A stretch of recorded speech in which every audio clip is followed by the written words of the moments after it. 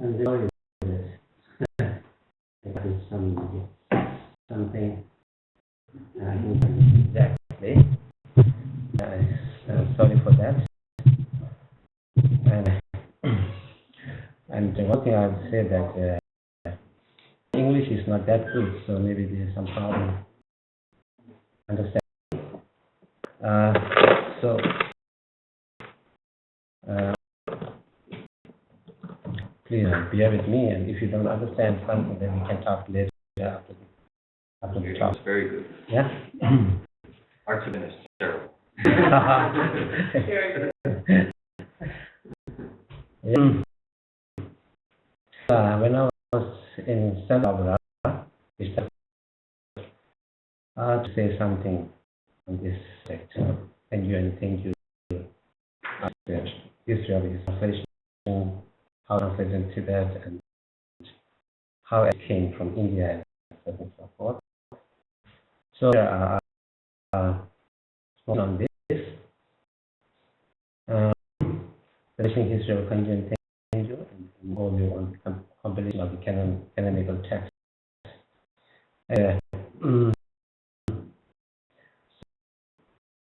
I'm the sources of Kanggyur and Tenngyur, and then to Tibet, and how Buddhism came to Tibet, and after that, the translation of the Buddhist text into language has begun from 7th century to the end of the 14th century. It will be some kind of problem within the Tibetan kingdom. I'm going to cover a little bit on this, just an introduction to this thing.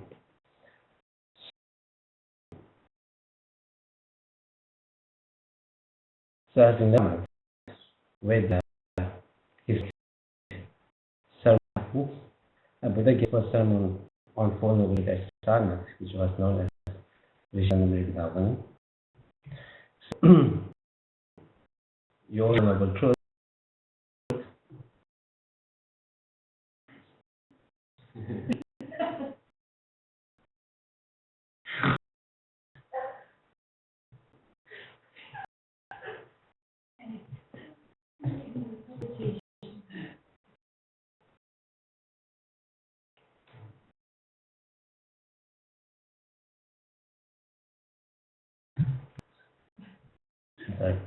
Right?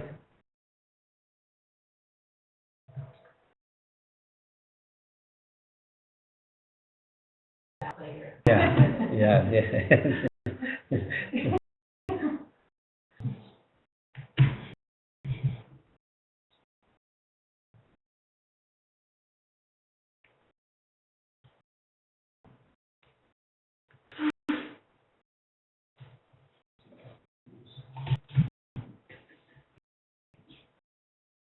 Let's see. Yeah. And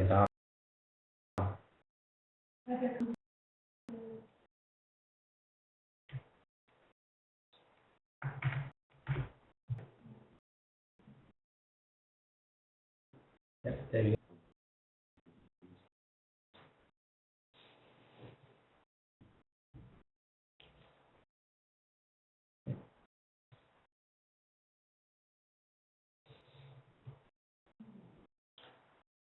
Okay. It's difficult.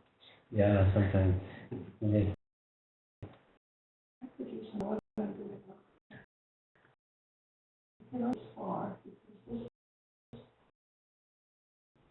Can you move to this side?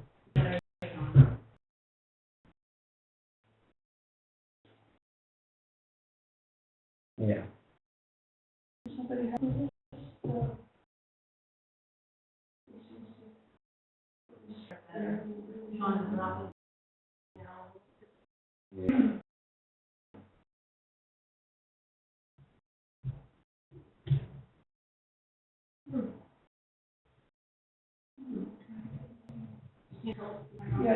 It's the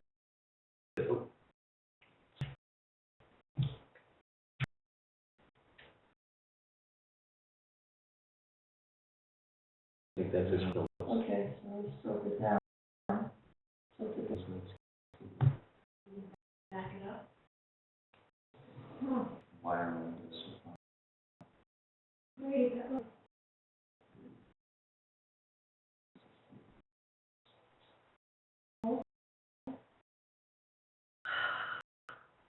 This one goes down. The one is down so that it'll. Yeah. All right. I was one of these before where it all started, but now it's. I think we're just going to have to go with.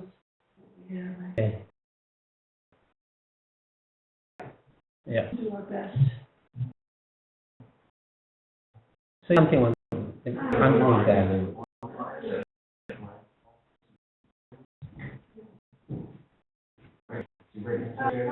Yeah. Oh, great.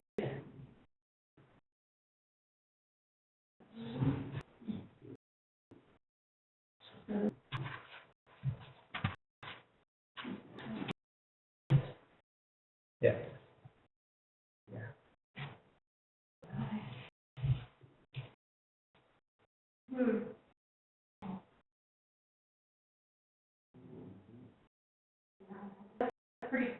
Good.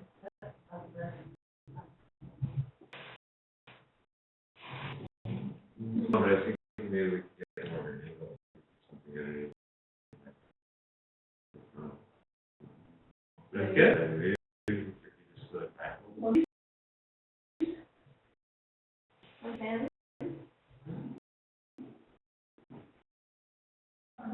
It's okay. Yeah, it's thinking, but I don't know if it's actually.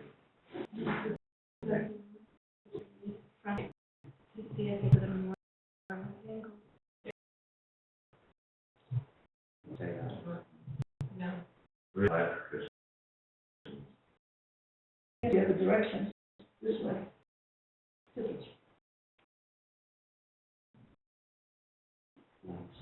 really high. Oh, You're maybe, yeah.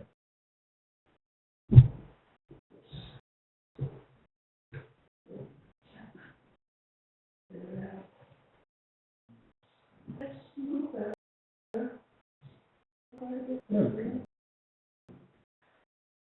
Right. Yeah. Okay. I to put this sentence a little bit. Yeah, you can do that.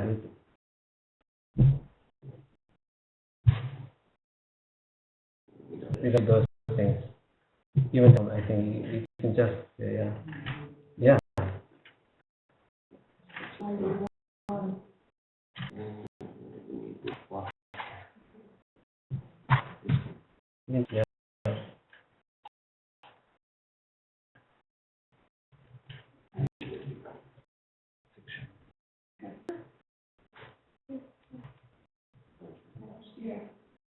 Okay. Is it front? Okay. This white. Yeah, where it's pretty high. Yeah.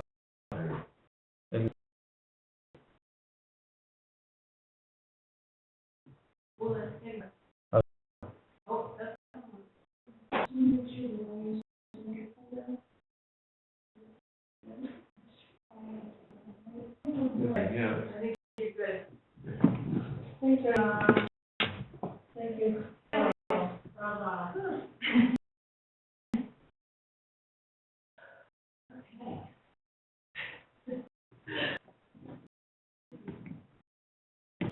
That's right.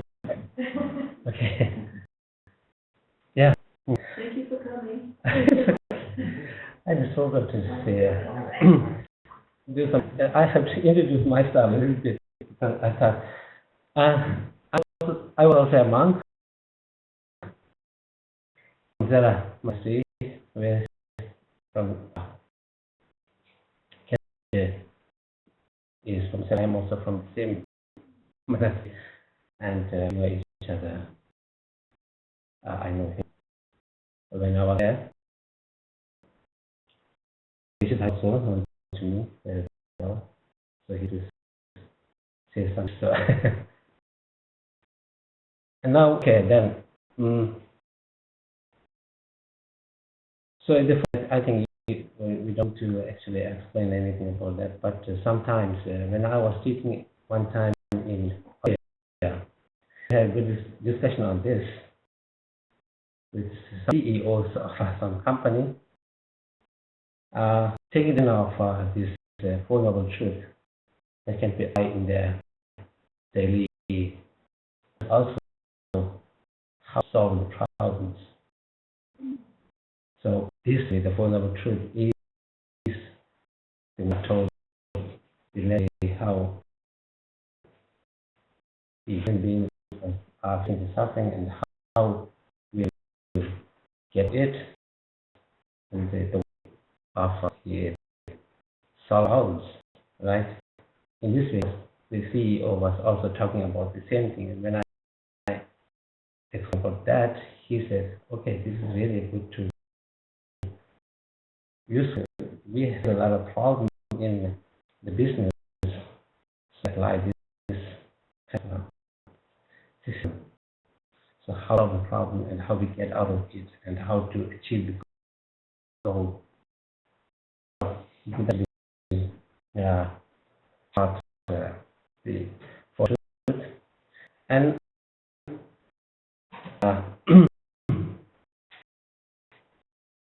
so the life of Buddha himself, he taught he was many places, not only in Sarnath, also in the Sravasti, Vaishali, Rajgir, and Magadha, that area. And the demise of the Buddha now comes how the teaching of the Buddha compiled. And in the Nirvana at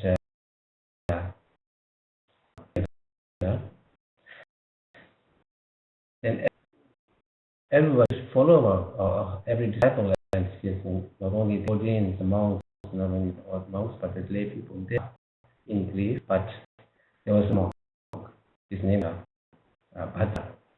He said, okay, now our teacher is no more. Now we can do what we want to do. They tell us what we do or do's and don'ts of our Sangha. So in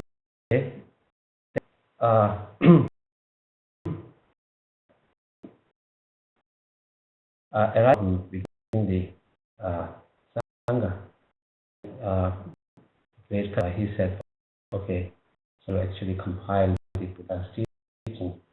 And first council, first council of Buddhist council, which was held at the Rajgir, the patronage of King Ajatashatru.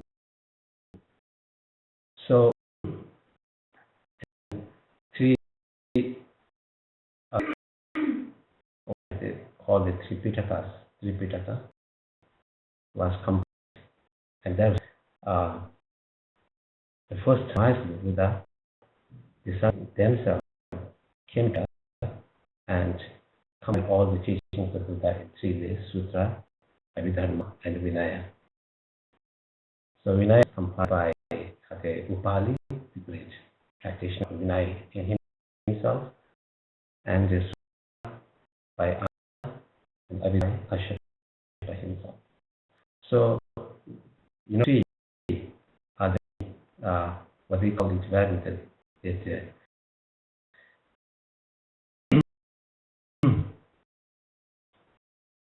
Tagwell ordination, the concentration, and then the moral and ethics, and analytical philosophical ethics. So are the main subject of these 3 Jagga. So how the Kanggyur, what we call Kanggyur in Tibetan, becomes and the first source of the Kanggyur. And again, the second council held at the Vaishali, and then held at under the patronage of King Kanishka. So this council actually, in the first and second council, in the source of Mula Festival in Vinaya, I find it anyway, in the Vinaya, but Taranata and Uche, they say they written in their history books, like third council was held at Jalandhar, the king, the Kashka, was the king of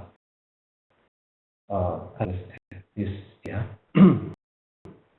So the ten sources says that there happened three of this. First one is Kira, second one is Vaishali, and third one is Jalandhar. So they have these the third one, the current one has a little bit different with the seven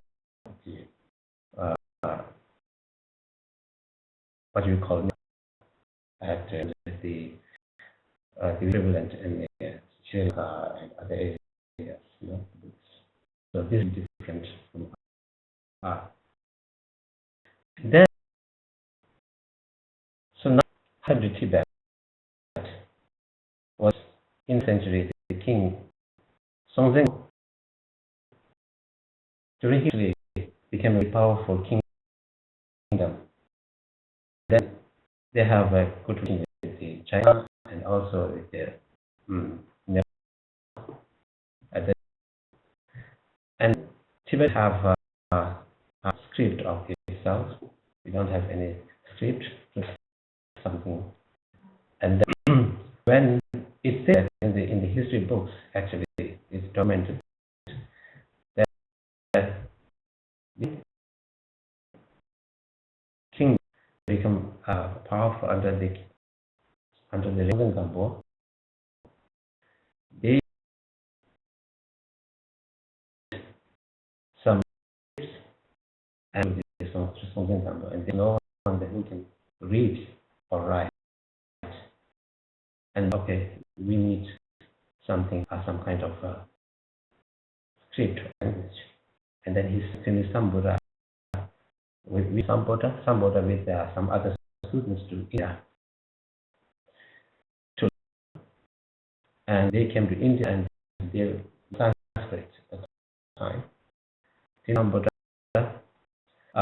he was able to actually return to Tibet because some of his friends, some of his colleagues could not, because of the heat of India, and survived there.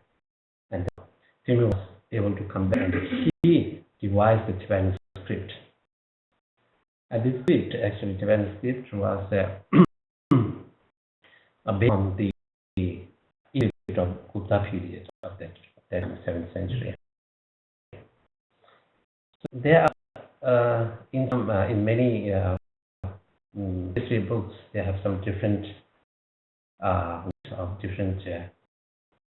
countries on which it was the basis of some, and there's actually not correct. And this was proved by the one contemporary Tibetan scholar with invention that I might have heard about him. Once he was in India before it was under China. When he was in Varanasi, he was in Bodh, he was in many places of Buddhist pilgrimage. Once in a near city of Varanasi, Indian scholars to see all inscriptions of the called Surya Varma or something like that. And when the script, he could many of those letters as inscription. They are just making fun of him because they were trying to understand what the inscription was and what the submatter of that inscription was. But this, we are studied for many years, we couldn't understand what that really is. But how can you read it? Just in those inscriptions. So look, this is the base of our Tibetan script. Then any persons who know to read Tibetan can read inscriptions. No matter whether they understand the meaning of that, but they can recognize the script. So this is how it was the script, Tibetan script in the Tibet Buddha. Buddha script of 7th century, 6th or 7th century. And then only learn how to write, read or write, but also he learned all the Sanskrit grammar, and on that basis he also wrote Tibetan grammar. So many of the in the early documents we find that he wrote 8, but we find only 2. The 6 of them have been lost in the course of time, so we cannot find it. And then he was the first, we can say, first Tibetan translator who did this text from Sanskrit Tibetan. He is the father of Tibetan script and grammar. So this begins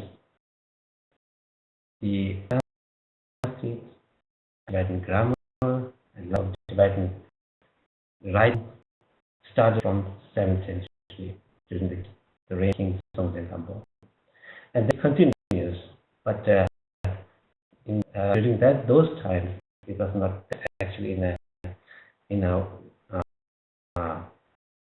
broad, but when Songtsen wanted to say something, two times, then he said, invite India itself to learn to teach not only Buddhism, but to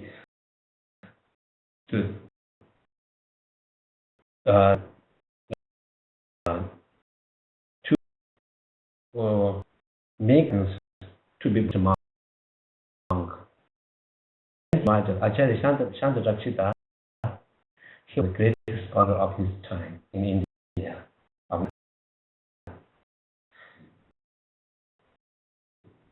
Now, at this age, the Tibet was kind of novice to the beginning of Buddhism, and when Tibetan people's nature, they have such kind of faith in Buddhism in the very beginning.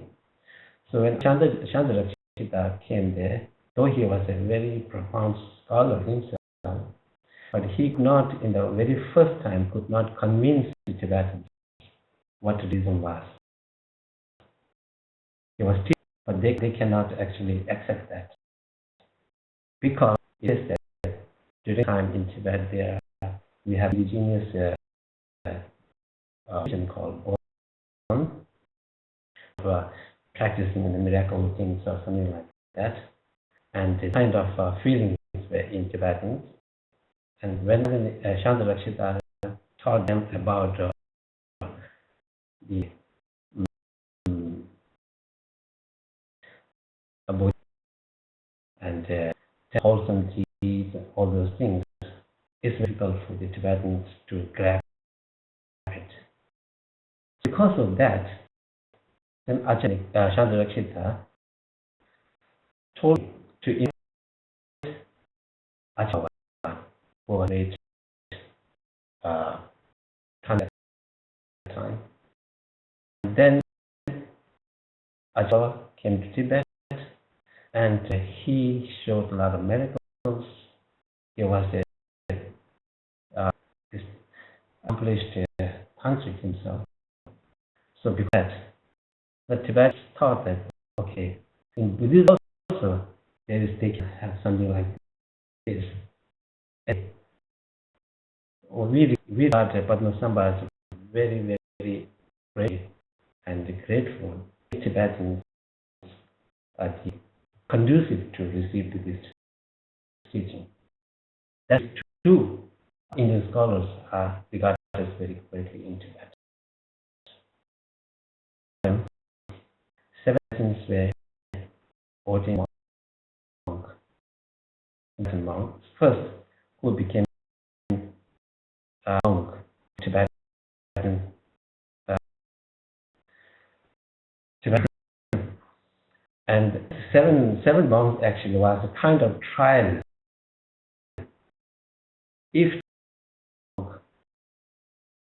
are they going to survive, or are they going to make it? So they only make it, but they also become very, very good scholars. And they were taught Tibetan language, they were taught Sanskrit language, and taught Buddhist philosophy and Buddhist teachings. And in this, and then during that time, the Buddhism became one of Buddhism the main Tibet, which actually patroned by King himself.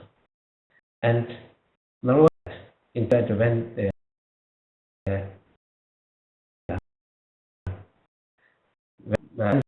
became,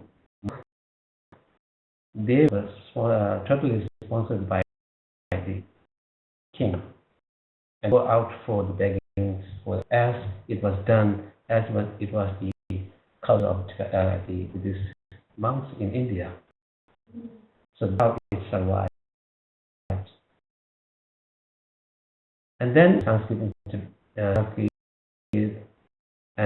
they started, now they started translating the mixed text into Tibetan.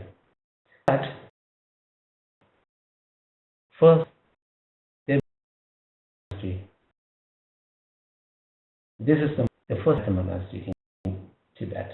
Some of you might have, if you visit Tibet, might have saw this. I'm not go there. So, central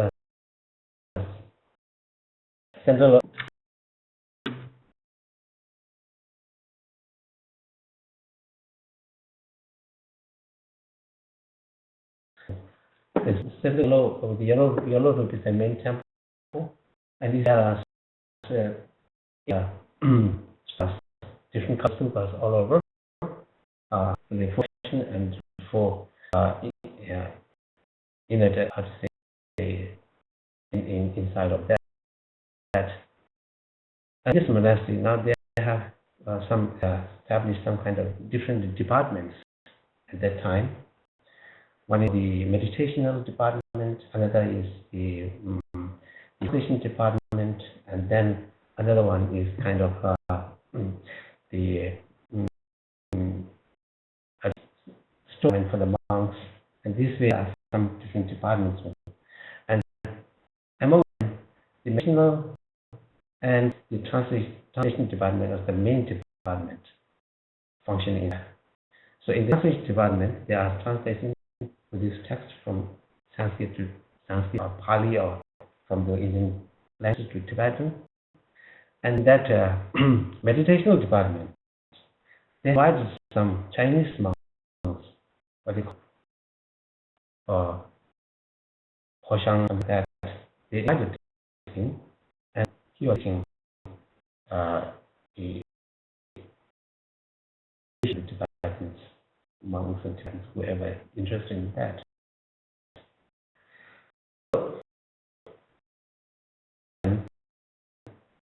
There came a very, very interesting or very, very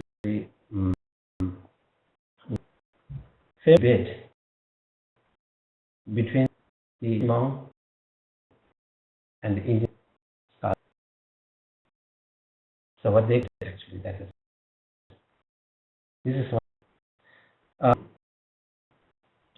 some of the old uh, tell this Tibet. It was a time when Chandrarakshita was very old at that time, and he was already no more. He was dead, and there wasn't any scholars who can actually counter the concept of the Mahayana.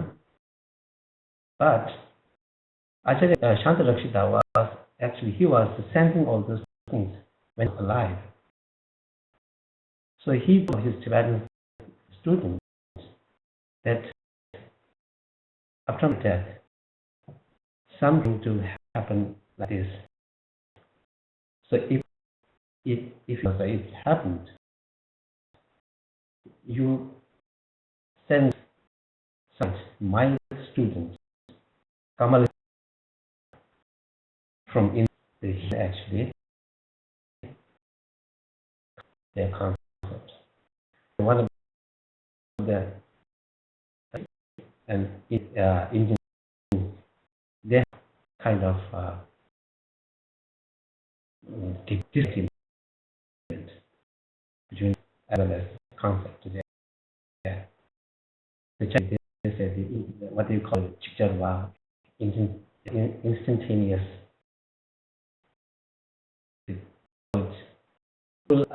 One can give the Buddha instantly. Just to blank. This is there is a concept, but he actually explained that in the wrong way. That's sensing that in his that okay, if I'm no more there. So after that.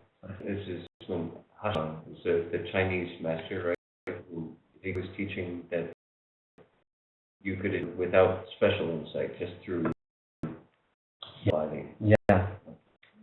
You don't need to actually practice those 6 paramitas or something like that. Right. You just stop your mind imagining. No Conception, not concept. Just sit blank. In this way, he says that your mind become clear and then instantly achieve. So actually explanation. Yes, but this is not the correct way. What he was explaining that. And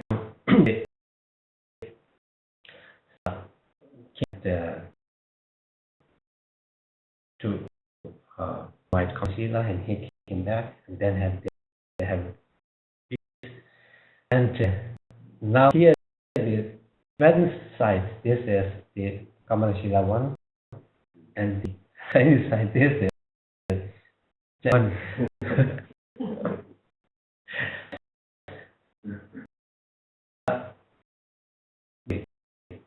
The king himself, he was there, and both sides of the Hmong side and the Indian side, both are there.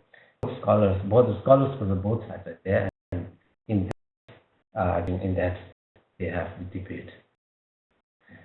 So we Tibetans actually are the followers of India. We say that Kamal one. I did some research on this because this is my thesis. So my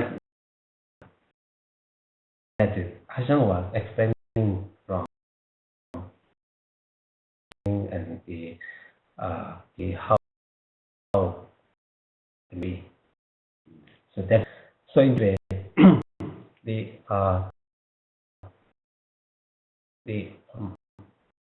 Samiri was the most important center of learning, center of translation, center of education. This is the first Tibetan, and that is the architecture of this architecture on Odhpuri monastery. So Odhpuri monastery is no more in India now. There is no, even if we cannot see any kind of roots out there. some history. They have that spot nearby. If you go further to Vaishali, there is a called Bihari at this moment at the name. There is a rock just and there's on the mountain. They have this Adamapura monastery. So all this no more. We can even there is no ruins also. But the document says that this was based on that one. So it's how it's built.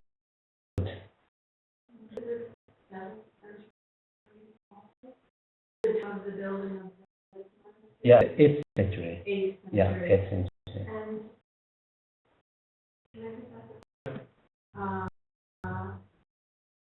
A lot. At the end, like this is Otana. Yeah. Puri, what is the Puri meaning? At the end of the word. Pur actually in Indian language like Sanskrit or in Hindi, the pur is something which is called the clay names. Say pur, pur, jaur. Is pur pur actually the call particular the place, a village or something like that. And then I've already translated many texts, and they have filed the Tibetan dictionary on that time. One is the biggest one is the Shita Dokje Chemo, Mahavipati, and second one is the Dajjal Company. So these are two main Sanskrit Tibetan dictionary compiled during the 9th century. So dictionary is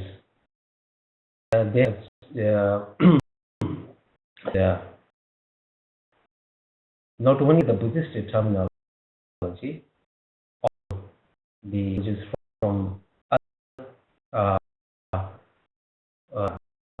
Indian schools, like now Hindus, right? But in also they have Sankhya, they have Nayayikas, they have Shaivas, and they have many different schools, which also. And also they have Greek like Jains and Sankhya. They're in a creator. Like yeah, they believe in creator. And other there's some listed with these two religious schools. They say Buddhism doesn't believe in creator, Sankhya doesn't believe in creator, and Jainas doesn't believe in creator. They us together in this category. Things, yeah. So yeah, this dictionary and Dajjal in this book, they give the equivalent of the Buddhist terminology, but also explained the root of the word. You know, it's very difficult. I was asking that still I am not. You say you are Tibetan. It's like yeah, they have one root. Then they have sutras. Then they have to create the one word from their one syllable. So if you understand, it's very easy to understand the meaning of that particular word. How the root, and if we add this sutra to that, then meaning is different. Yeah. So in the Chitta Dajjal Pambanyingba, they with all those kind of annotations, explanations, and how it should be translate pattern with the exact word pattern. So this is not big, but it's very useful. And this Rajur Pampunyiba actually was, there's some misconception in Tibetan historians that Rajur Pampunyiba actually written compiled during the time of Chiral Bachchan, 42nd king of Tibet. He was one of the greatest Dharma king of Tibet, but it's not right, because this was after the son of Tenngyur actually invited Chandrakshita, Parambhava, and Kamalashita. Clearly mentioned in that book. And note that in this book, there is a portion that gives you the root translation, this translation in Tibetan, how we translate that, what are permitted, what are not permitted, and do something, what you have to do, and you accountability to the editorial board of that time. I mean, after that, yeah. So now Mahavipati and Mahavipati, there is one Dharma Paraya of Palsik. Tibetan Palsik was a Tibetan translator of that time. So he actually compiled some Dharma Paraya, means synonyms, particular words together. Like for Buddha, there are many synonyms. For Buddha, there are many synonyms, and even the turtles, sun, like moon, they have very different synonyms in Sanskrit. So this is not a big one, but a small one. I compiled some of the important terminologies in this small one. And Dharma Sangra is in Sanskrit. It's not. This is Dharma Sangra and Dharma Paraya by Pali. They are almost similar. And it's in Sanskrit, written by Indian scholars. It is the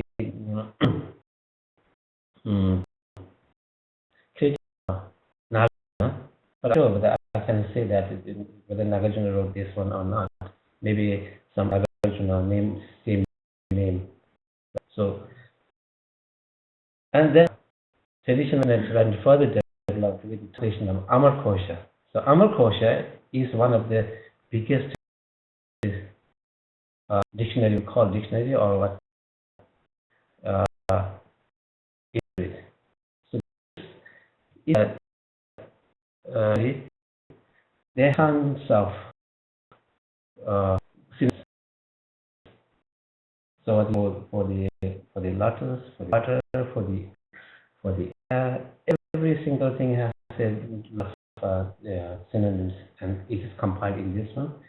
So that translate, we have the translation of that one also. So this makes us really easy to treat from understand.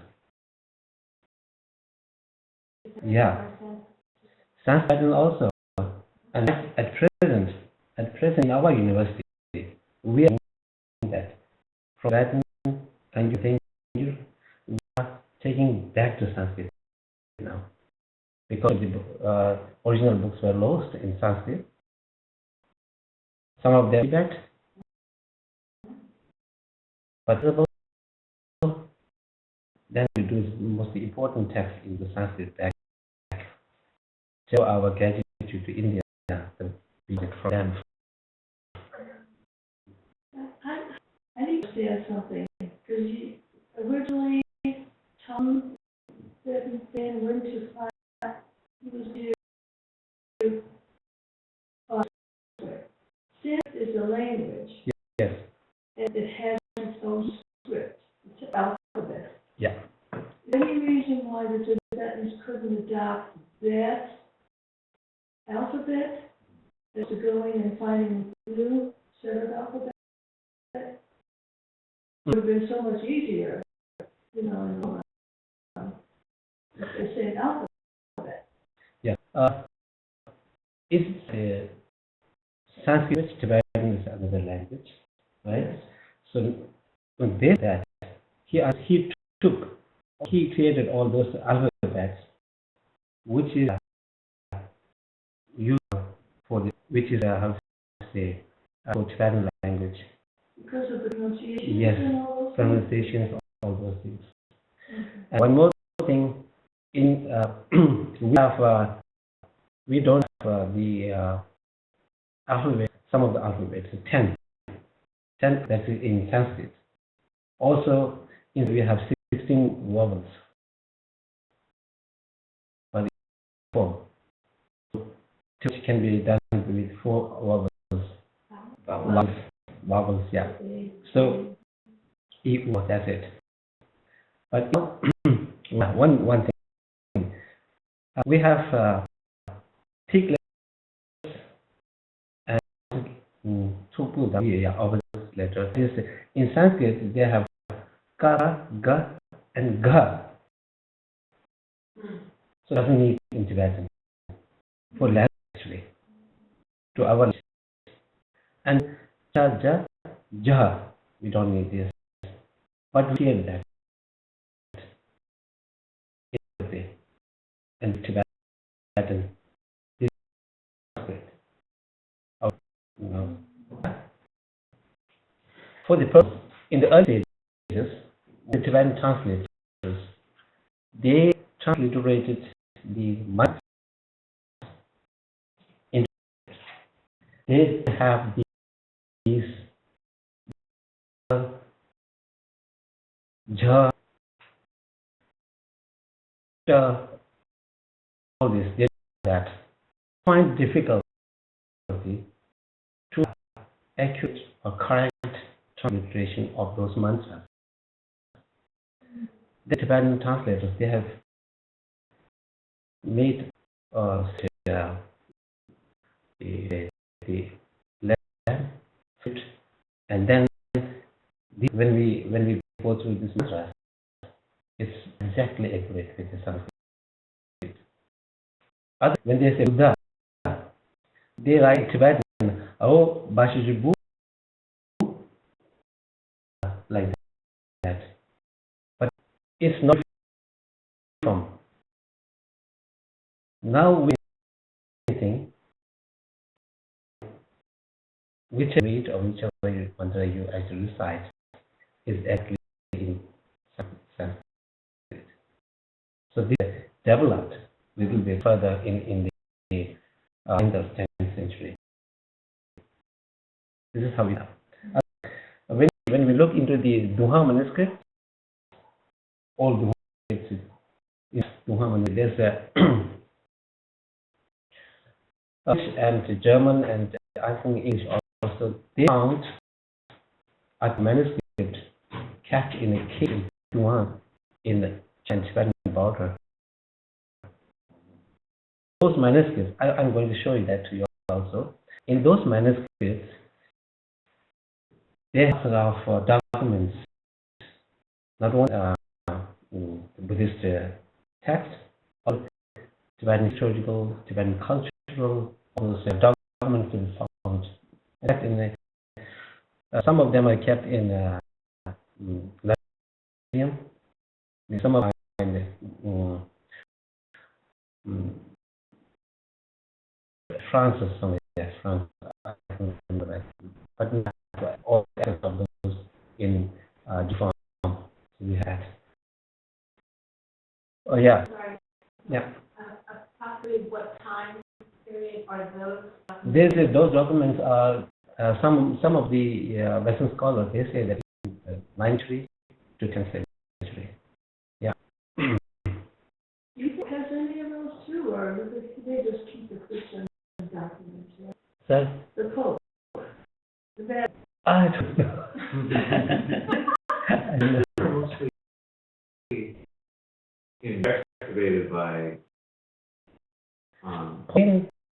Filiarian yeah. and some other guys. I don't know.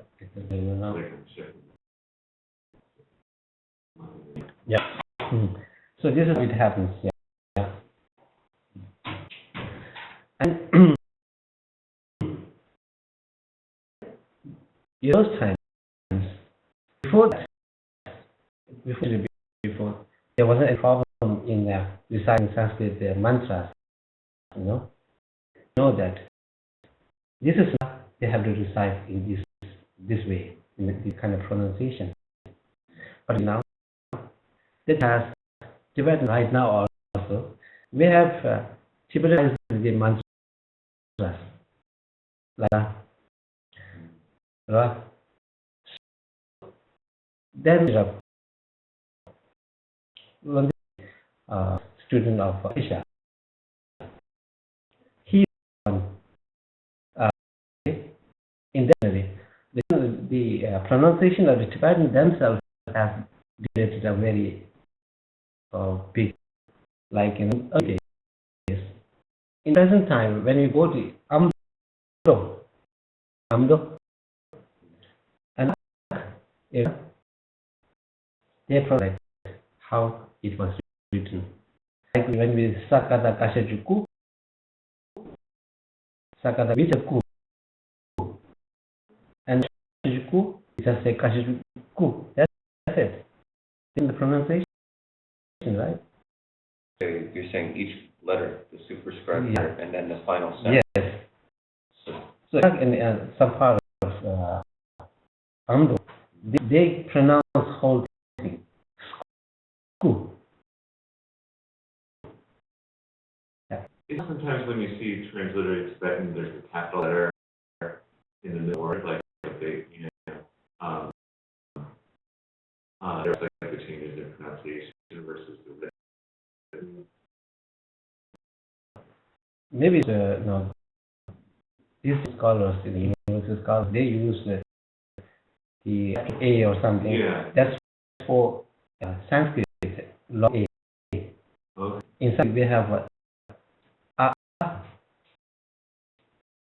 So A is the small letter A, and for long they use capital letter. Without using those diacritical marks. Yeah. Now, yeah, we were talking about Raja English. So here is this is not. I say that this is not exactly kind of a dictionary, but it's a thing that we have to develop pronunciation in our original way. So if you just say, I have worked actually in Ladakh for 5 years, working in an institute there, and went there to field research on this pronunciation, how the Tibetan pronunciations use. So when I'm there, these are Muslims now, but what they call Daki, right? So when I was talking with them, they have like para, pa, it's rasa script, tha script, khara, khara, we just say ta. All different spelling, but sounds similar. But yes, there is everything like in the original way. If they pata, that's bra. Karabra and karabra. And when they use these articles also, it is what Jimmy Ambota wrote in his grammar book. So this was the initial. Then after that, many scholars wrote this kind of dictionaries in Tibetan, and not exactly the dictionary that what we keep equivalent of that, but they have same pronunciation with ku, ti, go, mo, sagodana ago, but they have different meaning. So the only way you know the meaning if you see the written. Yeah. And also when you talk, you have to know context, that's it. Yeah. Watch, or well. Yeah, yeah. Yeah. Actually, dictionaries came up with that, and then now in dictionaries, for instance, this is an example for that, the panga. In for this Dhamma. So in translations both, they have created and devised each of the equivalent of the Sanskrit words. Or K, that grown is there. So it has the same way. K. Panga in Sanskrit, Panga means the swamp, and actually meaning that to grow from. So this is what is synonym of lotus. Jala, chew water. K means to grow, and in Sanskrit, the jal means water. Jal, grow. In the Tibetan translators with the Indian scholars, they have created each and every word in this way. Yeah, So we find it difficult to just if there is a word, a challenge, we say chew. In English, have to say the lotus, then it's right. Yeah, many different. So they're confused, right? Same thing, Tathagata, Arahata, something like that. In each, having that cut into the pieces with the exact translation, exact equivalent of those. How the restoration, I just written here restoration. This is our department in Sarnath, Varanasi.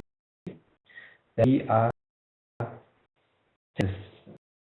is divided into Sanskrit. So one of actually he was working on some meter in Chanda or something like that. They have really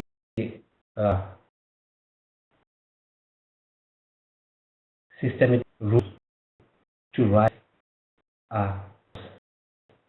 You cannot use any word in one line. And there are many meters, name of meters have a rule.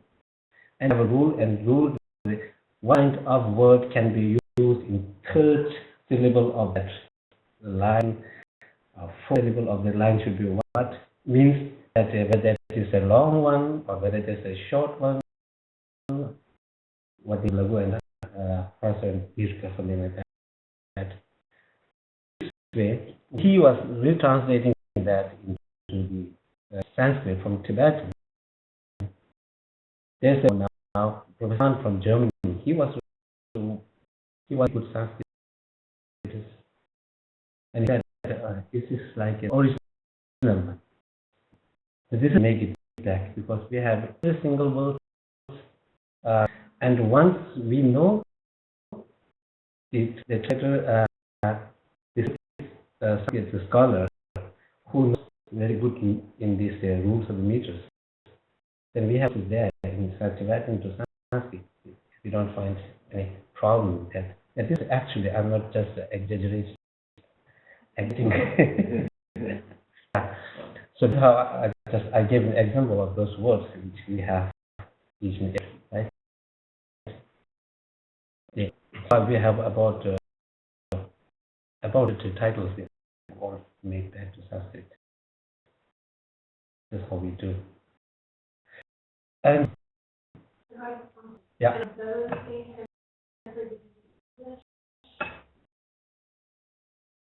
You have hundreds that have been the original thing.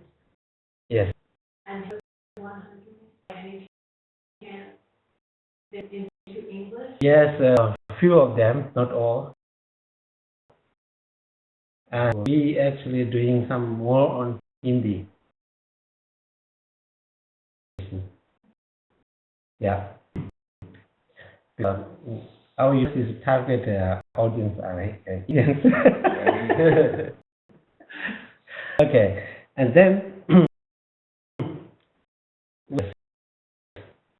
and so about the Dajjal company, but Madhya. In that, something of dharma should be accurate. Now, this is one of the most important things in meaning, not words. Should be as easy as possible in Tibetan. So, this, if the correct sentence in order, same order, this we can leave like that, translate that. That will be. So now we are getting a lot from that. When we go back, it's much easier for us to translate. We don't actually figure out which word should be in what is the syntax, something like that. In the Tibetan, the syntax are very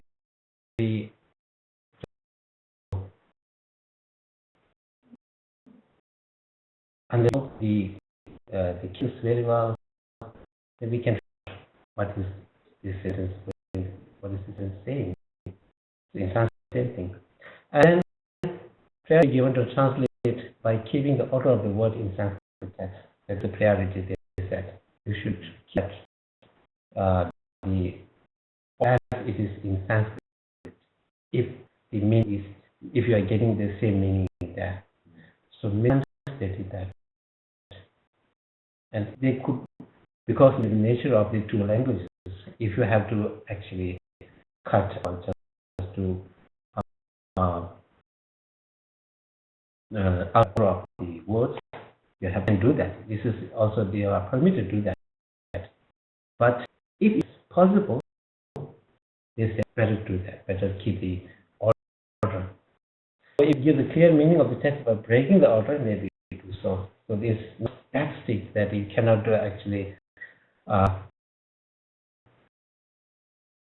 the order of this word of in Sanskrit text. If you are getting clear meaning of that sentence, then you can do also. Then now here I think verses it varies in Sanskrit. Some have 4 lines and some have 6. One should translate them in 4 lines in Tibetan. This is one of the main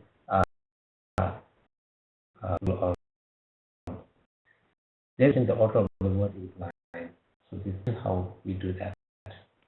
So in some of the Sanskrit scholars, they have complete one statement. They contain in the 4 lines, but also there are 2 more lines there, and then they have complete all the this they want to do. But initial stage, they said if something across, you should translate that in 4 lines. Using 4 lines in Tibetan. You should go. You cannot translate 6 lines. The reason for 4 lines is 6. I don't know much about the reason behind that, but it looks like something in 4 lines. It is like 4 lines are there. To make in that 4 lines, we just count of if there's verse, there should be only 4 lines. If it is not one verse and 1.5 words, it goes like that. Maybe really they didn't give any reason. But some when we read these books, some of the translators they don't obey. If they're 6, they just go 6. It's easier for them actually keep their whole to keep the whole meaning in there. You should give special attention to translate the word having several synonyms carefully fit in the context. So here doesn't mean that like in a synonym for the lotus or sun or something like that. There are some words which have different meanings. Have different meanings. Like Kaushika or something like that. And Kaushika is also for the for the Indra. Also Kaushika goes with the meaning with the Kusha. Kusha, you know that? When we do initiation, we give this grass. Oh. What is, I don't know in English. Kush. Yeah. So in this case, what if such kind of a word comes there, then you be very careful to understand the context of the otherwise, if it's a Kaushik, if it's just translated into Indra, then you are hold the meaning of the sentence. So this is be careful. Here I just gave a Kangwa Shiva. Kangwa, you know that in Tibetan, Kangwa Shiva. Sometimes Shiva is one used for these cows and the animals, mostly cows and bulls. Kangwa Shiva. Kangwa Shiva is also used for the fourth of the words. Sometimes, so if just one meaning of the word, it has a weak. You know that these translations. Alpha was house. Yeah, it's car. House. It's where in June they don't have car. They just car. You know, I think so. When I was teaching in Austria, they said we don't have car, so we cannot pronounce it. Car or something like that. I don't remember right now. Yeah, ska ragada kana. I just I gave the translation. So yeah, some for example like this in Tibetan we have Kangwa Shiva. That can be meaning also. That meaning also.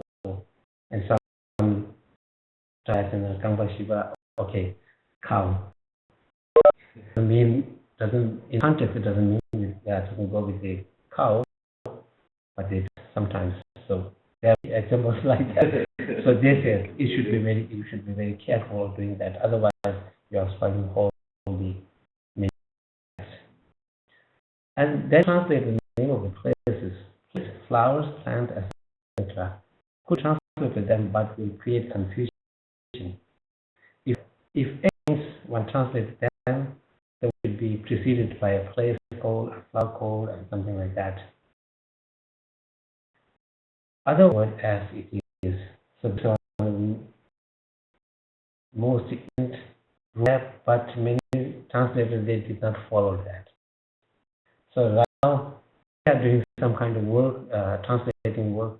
We having a very hard time on that, figuring out whether it's a place, whether the name of something, a place, where it is in India. So these scholars and Tibetan translators, that time, that's how we are going to face kind of problem, confusion in the future. They are already mentioned in these. Like, so there are many when we do Vinaya text, we find many terms or places of people of the things, and they have to hold those things. Now it's very difficult to figure out. If they have said in Sanskrit, we can have very easily right now, and then we can translate them. We can say that this is that. So there are many confusion in Tibetan also. Like, so that maybe in 9th, 18th century, but they follow that. And such like Padma and Chandan. So we with Chandan, right? Chandan is for the sandalwood. And then originally Sanskrit word. It's not a Tibetan word, not become a Tibetan word. But when they translated that, they just kept it Chandan like Padma. But so this in Sanskrit, and they kept it as it is in Sanskrit. It is translated that. So there are many words that they kept as it is. So this, some of it, they translated them, so they just kept it as it is. That makes sense. Yeah, it's much better to keeping it in that way, so we can understand the real meaning of that. Otherwise, translated them, then get confused. Sometimes teacher will say Padma, speaking to English audience. Sometimes Pema. So Padma should be Sanskrit. Sanskrit the pronunciation is Padma. Now Tibetans pronounce it Pema. Method the pronunciation is degenerate, changed a little bit. It became now as a Tibetan word. So Pema. As women called Pema, girls named Pema, Padma. Padma. Padma. So, and then when translates the name of the Buddha, Bodhisattva and Shravakas should add honorary word with that. So one condition is there. When in the Kanggyur or Tenngyur, when it becomes the name of the Buddha or Bodhisattva, Tibetan we have some honorary words of the or some words that indicates you are using honorary with some person. So it has two aspects is you use honorary with them. So you can use the teaching some pet dog. Pet actually word for dog or weapon or something like that. That's why. So anyway, pep honorary for both going and coming. Yeah. The pep. Pep, we say that. We don't say so this is specific to show the respect to the teacher. Here also. Here.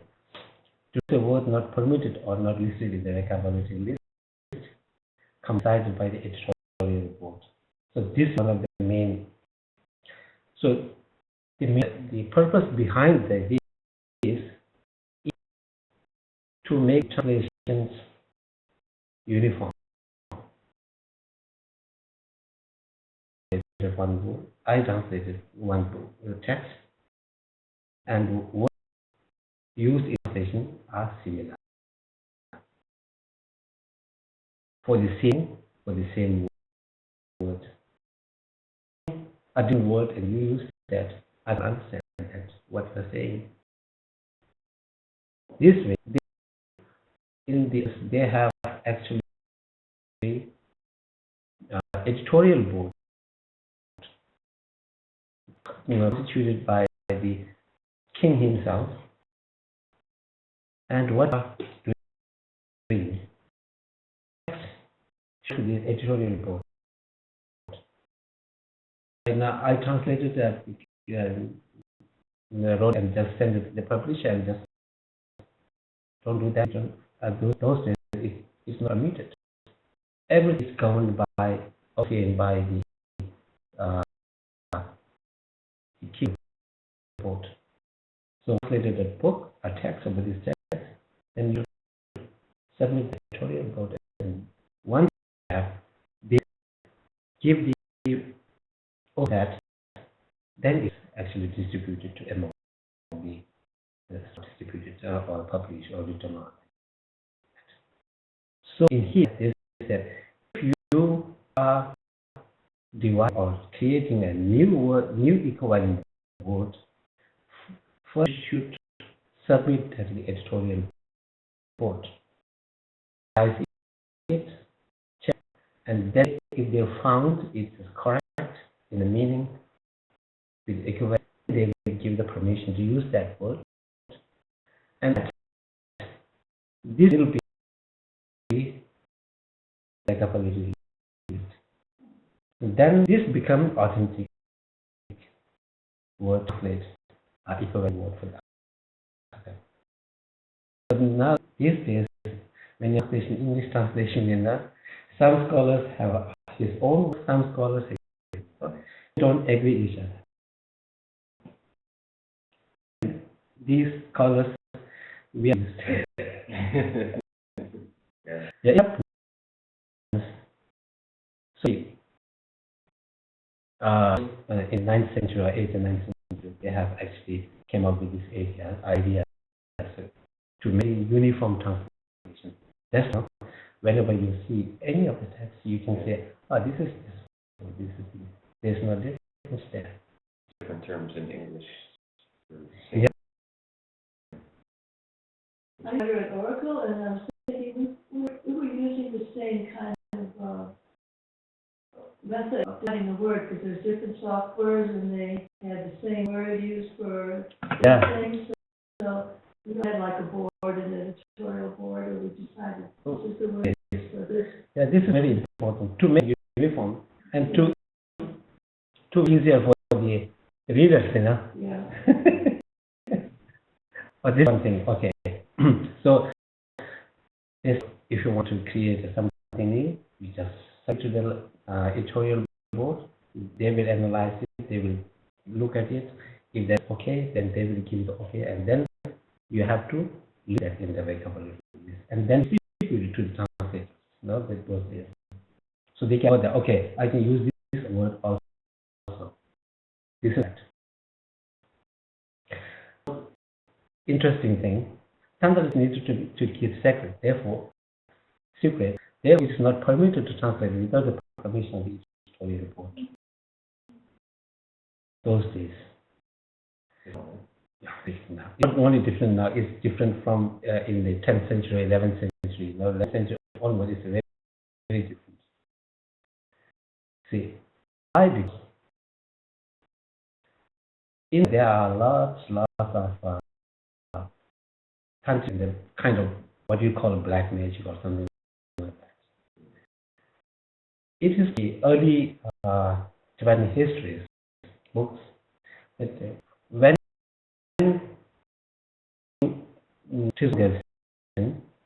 I to the Chandra to Tibet, when he came to Tibet, he didn't go to meet him instantly. He sent two of his ministers to Chandra whether he is practicing black magic. If he is, then they have to send him back here. Yeah, what's happening? So the monk very strict to his Vinaya rule. So then he was executed. It was written in the Tibetan books. It's only the reason behind that there have been many instances that people misinterpret the meaning of the Tantra terms in the wrong practice. So 8th century, the country put this text into Tibetan very less. Carefully checked, carefully translated, and we are not with this Tantra are not being translate those. Actually understand, know from the catalog of more earliest Tibetan compilation of Kanggyur and Tenngyur in palaces. One is Hangtangma, another Ma. The compilation in the catalog of we find in these two palaces, we don't find many tantric texts. I will be afterwards. So, you see, in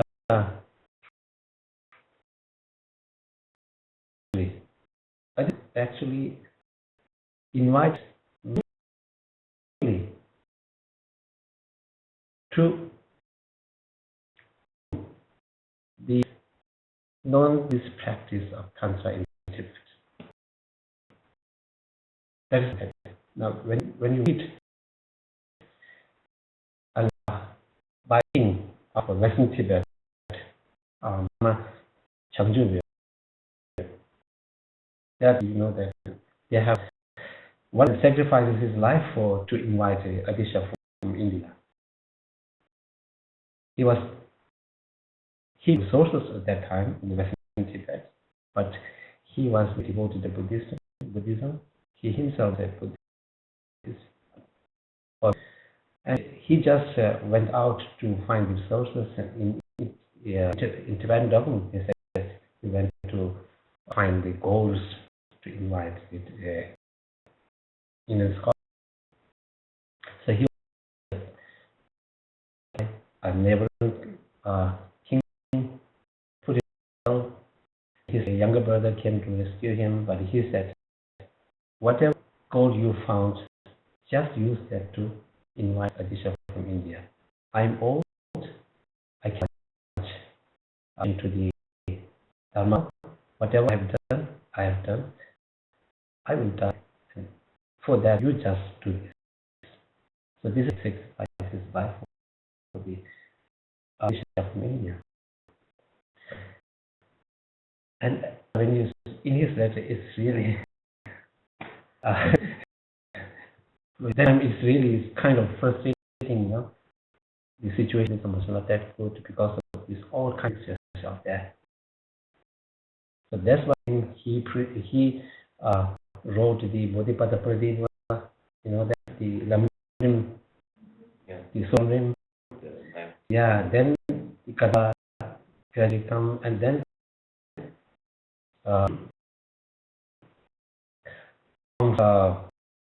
to practice based on Hindu, very close, like that. During time, Hanaglo Sinjin means that what means it rosas, which are those days. They have some of those so early 10th century scholars, they have written that these tantras are not genuine these tantras. You should be for. As we went to India, this tantra is genuine to India. Indian scholars, they're Buddhist scholars, and they get the confirmation whether this is right or wrong. This is all the one of them was the Western Tibet. He was himself. He was a scholar. His name is what they call it. He was a monk. He also one of those Mangalorean means that reading the tantras. So that during 10th century, it had a lot of music because Tibet there was no one reign by a king as to did before that. After that, scattered everything, you know. So Naglo Sunchin is the wrong mantra, or that's the refutation? Refutation of refutation. Yeah, you will find many books on this. Also, He was one of the pioneer of the compiling the Kanggyur and Tibet in Tibet. He also wrote about versions. So, Plato himself, they translated. Now it's not working good. It doesn't come out. Okay. And the translated text, there must be an Indian Buddhist master as a subject relative and translator. The most important at that time.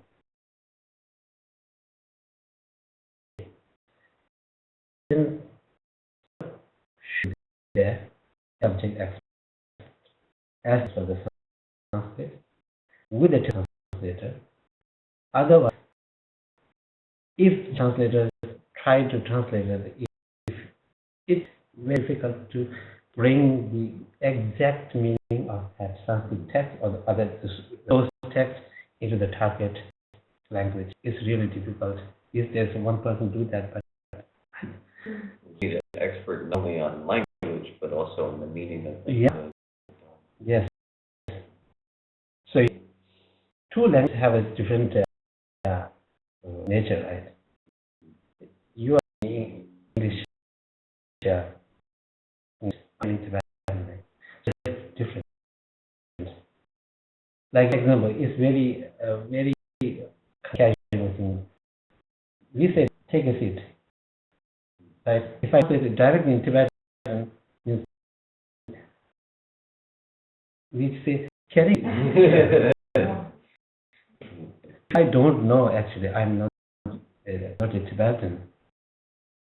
And trying in Tibetan, then I can say here, not sure. Or this way, yeah. This is just a simple example, but it happens many times. So that's why it is a must to work with them and Tibetan translate. This is one of the most important conditions of those days, and we are following that right now. We do this Tibetan books into Sanskrit.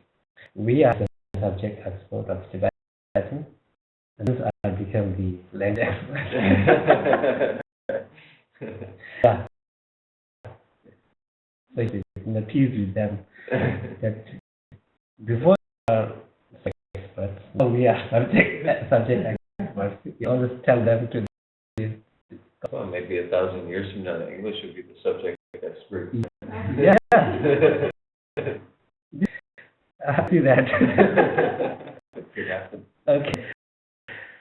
So, not, as I said before, not permitted to translate the text unless it is permitted by the editorial board. So this was also very important, right? So you can see this from here. We have 191 titles of text. Now, this is the present catalog with 1,353 titles. And most of them, the 162 titles are being translated out in the century, 11th and 12th century. During this, the no control of it, one king, 11th and 12th, 13th century, right? They are only controlled by the editorial board.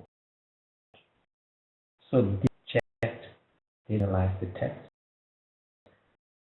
And this Pangtang and Rigel is one of the foremost who tried to compile these whatever he got. He said one of his students was Mongolia, whatever they got is brought from there to Jamden. Whatever in Tibet they compiled Kanggyur and Tenngyur for the first time. It will come, right? So this is the result that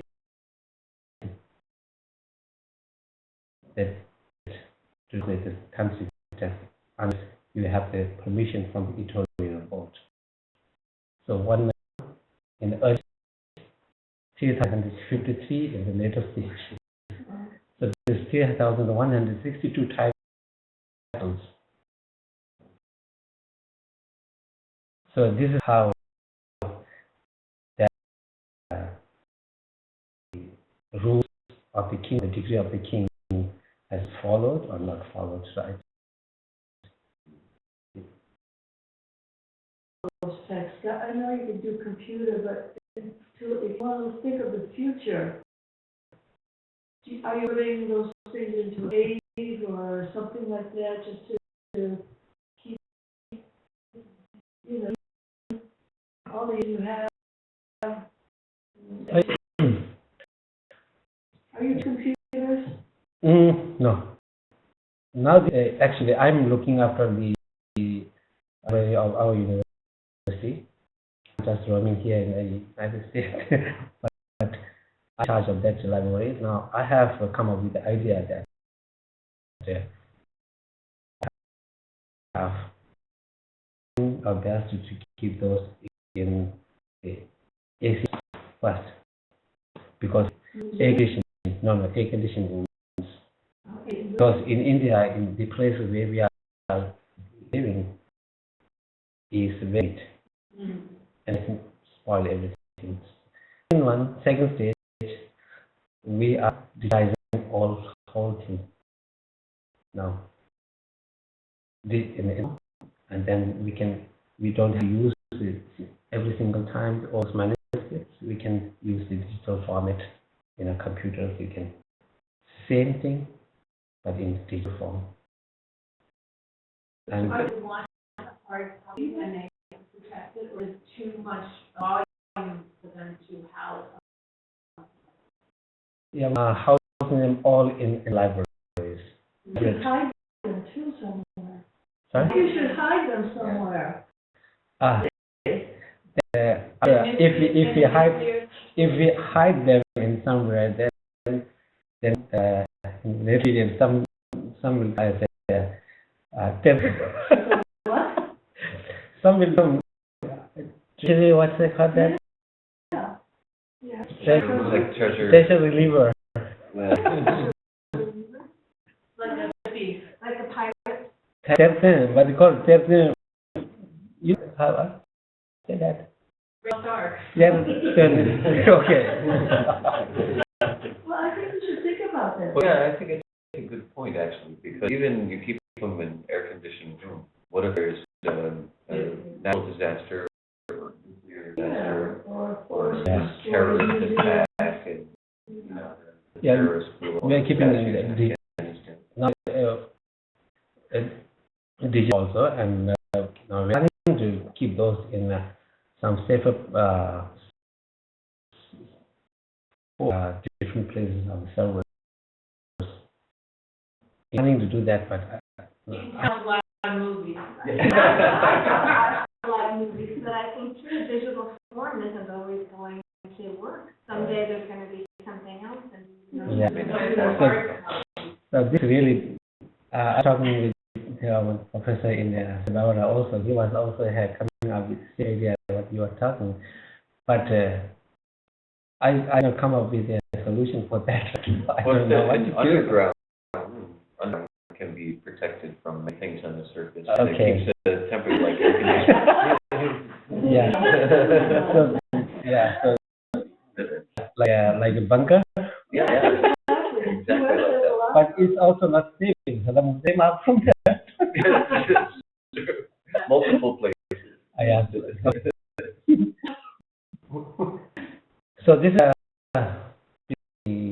the story of the translation, right? And now a small number for you. The first one is the Sanskrit, and then this number is something that every word is kept in its order. Like Sanskrit, that is Emma in Tibetan. Russia, here they have a but Kanggyur Yi, same. Kapichitra Vajrin, Kutang Sung Tu Doji Chen, Kusung Tang Tu Doji Chen. Ka is the for body, right? Work for the speech, and to mind. Doji Chen. Yeah, having the translated Dorji in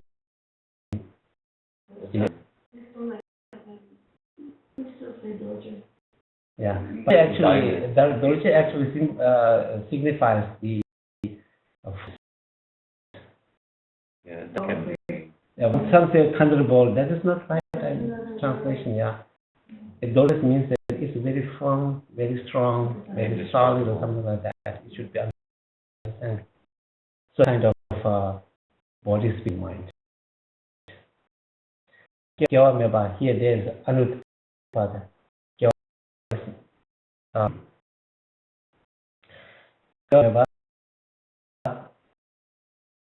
is which is something like not mm,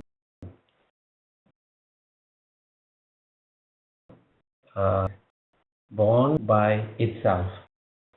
It's not actually conditioning in Tibetan English. And this is the birth. So ayam pargiyate. So yate is Rabdutrak is like it's known like that. It's called like that. In this verse we have a totally word and same order of the word in Sanskrit, same in Tibetan. There is no alteration, anything, but except meaning in Sanskrit, in Tibetan also. We try to make this in Sanskrit with that similar way of the Tibetan language, not other language, but with Sanskrit. So this is same I have just another translate example here. Vansaram ka chittam uttam. So here actually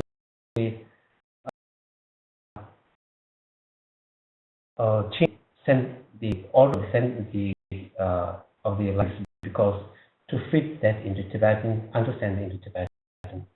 If it's something like that in this order Sanskrit, we cannot get the meaning correctly.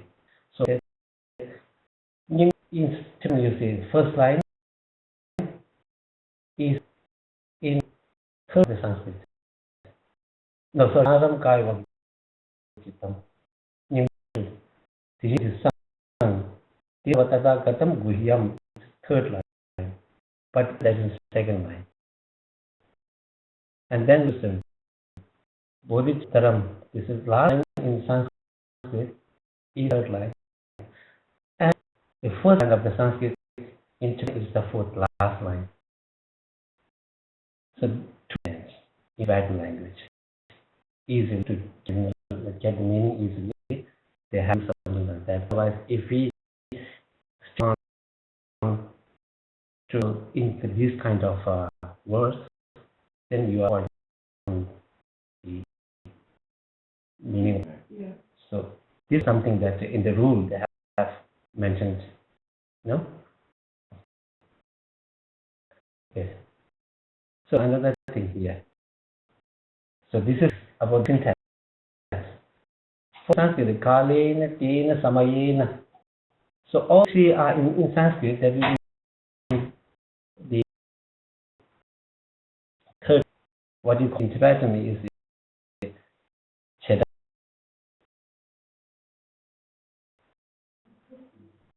Yeah, it's not the instrumental. In call it, we did express someone to do some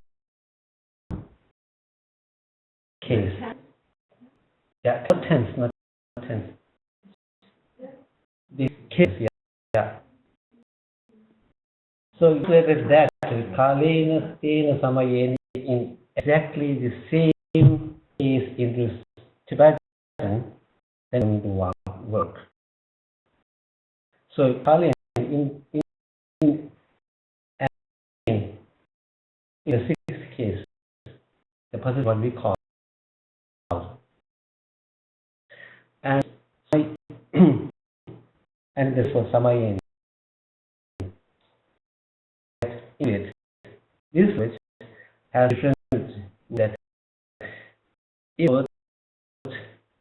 is telling and telling the other quality of that that's related to that word, in the same case, something like that. In samayena, kalena, all of these cases, the same. All these three words should be the same cases in third case. But we take that in that is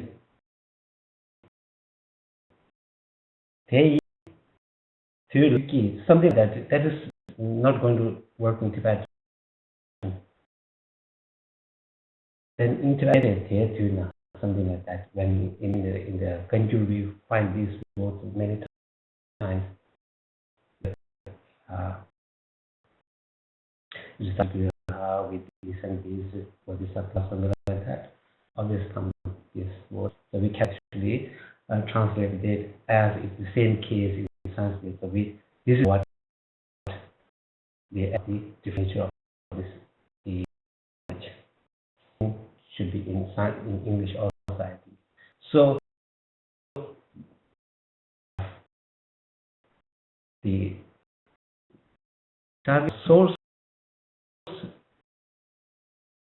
of the source language, the scholar of the target language, they should have understood the nature of both languages. It's very important. Otherwise, you are not going to accurate translation. So be out of the room instead of sitting. Same thing. Yeah. Now this is all one of the important and system related by the Tibetan. This is Pampo. So this system made for the Kanggyur, not in there. Some says Pampo, but in Kanggyur, in every Kanggyur text in Sutta, you will see this Pampo, Tangpo, Pampo, Niva, Pampo, Sumba, Pampo, Shiva, and this is the this of that text itself. No? This Pampo is to print in addition to the Buddha's word.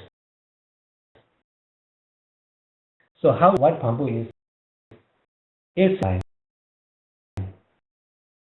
the words and 300 words makes a Pampo. So these days we can count in computer very easily, right? If you count those syllables and syllables, so 30 into word, so it comes we have to multiply that, right? So if is the extra in that portion means that someone has added something into that word. Wow. Counting. These and Buddhist scholars, they generated this system to culminate the Buddha's teaching. Anything the Buddha's word. But the Buddha speak in verses. No. But this is a system that it says that keep it, yeah. If is to 9 is equal equivalent to. So even if you can count 32 syllables is a one word, right? And these 32 into 3 is 300 is one combo. So I don't know, but those days we are not can expect something in this board. So this to authenticity of the Buddha's, they have with this idea. Yeah. And sorry? Like now we have user passwords, so you get into. Oh, yes. So is the amount of syllables, 8 syllables and 4 lines in the verse, they have 32 syllables, is that to the 32 major Buddha? Just a coincidence. Yeah, but you can say that. Make it more holy. Make it easier to remember. Or maybe you can't say that. Yeah, you can say that to make it more holy. But yeah. Yeah. And in Tibet with this kind of size of the pothis. So it is free to do anything. But if that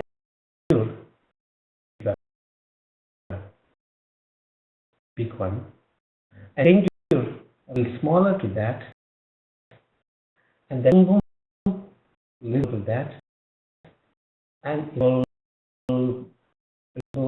they can be small at any size. So the font size? No font size.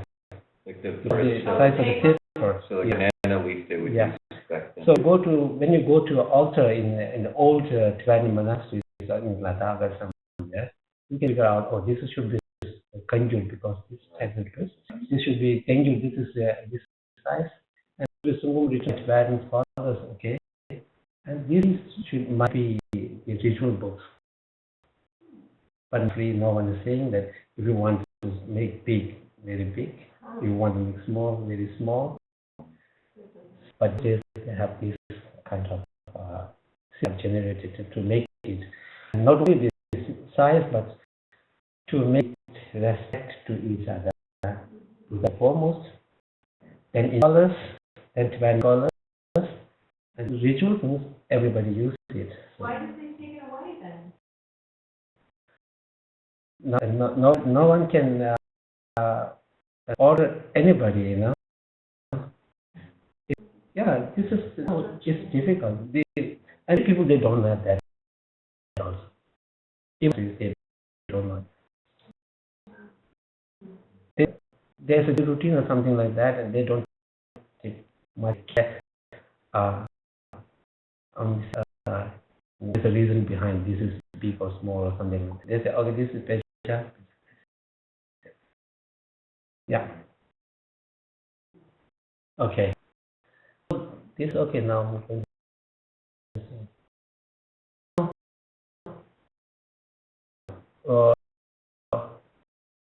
In early days, there is no in Thangma and Denkarma. They have the collection in the 9th century, right? The catalog is in India itself. The number 344 in that number, you will find the catalog of that early collection of Tibetan Tenngyur. This is what we talked about, 191 texts in catalog, you find it. In 3rd century, Chomde Rijal disciples compiled another available manuscript arranged and according to the subject and kept in Natan. So this is the main collection compilation of the Kanggyur in Tibet. And after that, in 13th century, whatever available Kanggyur and Tenngyur were there, they compiled from Mongolia, from China, from Tibet, part of all Tibet, and they tried, and then different subject-wise. Also, the classification also started more actually minor on Tibet. Before it was not that detailed, but here they did in detail, like Madhyamika, like Vigyadan, and then different subjects like subject like Ayurveda, all these subjects they have classified everything differently, and then he kept that Nathan collection. This is called Nathan, all Nathan collection. These are handwritten, not block print. Block print, handwritten, not block print. Block print came in century. Now we have all these manuscripts. These are all Kanggyur and Tenngyur manuscripts, written handwritten ones. Pangdangma is a Tibetan emperor period. Golden Kanggyur was 13th century, and is compiled by Busan, Sito Rinpoche, and 4th century. And this is Gosaba and Kalmapa and Shamal, but they combinedly actually got more Kanggyur and Tenngyur, and that was the 15th century. Yeah. So the is still extant, or are any of these other collections still? Do they still survive? This is just one collection, just one edition, a handwritten edition. Before I went to Mongolia, I went to the connect to the Kanggyur library. We team was sent to country in Ulaanbaatar by the government. So when we visited this National Library in Mongolia, luckily found the copies. They're very nicely and really nice. And as happened, Yangon is present 50 to the calendar of Mongolia. That's why in the good time, now this became a property of the Mongolian government. Actually, this should be the Kanggyur monastery's property. So in Kanggyur monastery, there are tons of old manuscripts. And we just forced to see all those this time. And welcome Shemana. This is Dalai Lama. And then Kanggyur and Gondola Kanggyur. So town in Arunachal Pradesh, now reportedly in Indian side. Top in King of Ladakh, in Ladakh, and Kanggyur at the Gondola area of Zanskar. One of Helmut Kosher following. The digitization of this one, but in white. So, library last year we went there to digitizing this, and this will be very interesting. This is the handwritten and handwriting of that script of that, not only from the page of that country, very from the modern Kanggyurs, The page is totally different. Page numbering of the page is totally different from what we these days, And first, we also confused which page number is going, But and then we just went to one poti and another poti, and then we figure out, okay, this is the serial of this page nation. Yeah. So I'll show you the picture of those that I have brought here. So these, all these and early ones, and these are, and now becomes the block print, young edition. This is for block print of Kanggyur and Tenngyur. And the owner of Seven Monastery, Chamjin, the general Chamjin Chöje drew his court for his actually in that time the Emperor Yungro invited Rinpoche to his court to teach, and just reluctant to go there. There was Kera and then the mountains, and they insisted that Rinpoche to send some other who can teach. Rinpoche, the Rinpoche Chamjin Chöje go, and there go there brought one copy of this block print tweet and kept in ceremony, which is I'm just kidding. And Rinpoche, when he came back from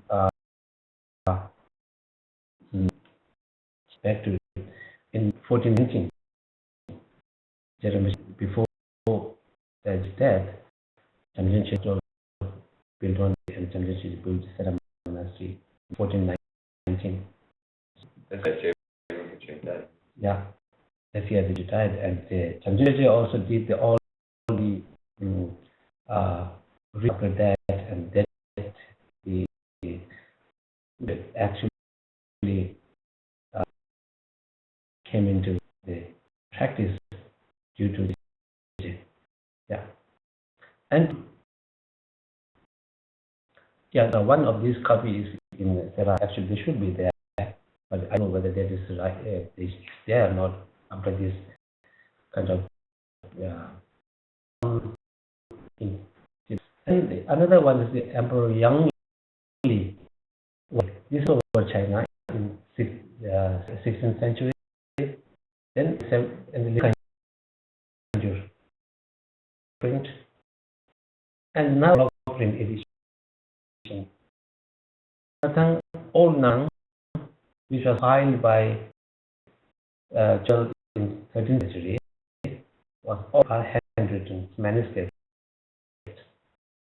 Then came then Nathan there is a block in the sixth Dalai Lama, but it took a long time to complete it. It was completed in 1731 and kept in monastery. This is not edition on the revelation of the books in the Sanskrit.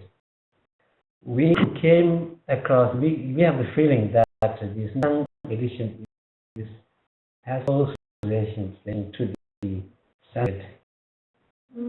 Because later they have actually edited many things, many times edited, and then they have made it more friendly with the language of that time. So we find the writing Tibetan old style in Nathan.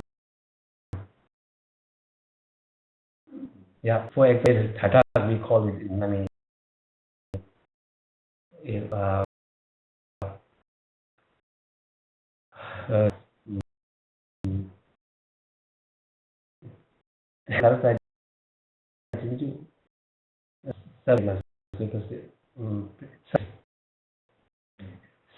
And then suffix. Sorry. So there are two post suffix and suffix normally used, but not used in these post suffix. But you can find that in Nathan edition. So this case that this is old manuscripts. Then Johnny, there we go. Right at present we have taking edition. Edition is very rare. Nathan also accessible. Mostly now we use the edition. So Then there are, the Urga is a Mongolian edition. Very late, 1934. It's a reprint of Dergi edition. Nyingma edition also reprinted. This actually printed, the English edition is published from United States. Commission of Control, actually in Berkeley or somewhere. They have a Karim Pedurma. So this, the team for Tibet actually work on this. They have collected all the available manuscripts and footnotes, notes on this. You can note what are the differences in between these editions in Delhi, in Natang, in Chone, in Hassa, whatever the difference there. They're very, how to say, tight. This is published from Tibet. Now I say Tibet, but they say in China. So this is available in our library. Also, these are in our library. These ones, not manuscripts.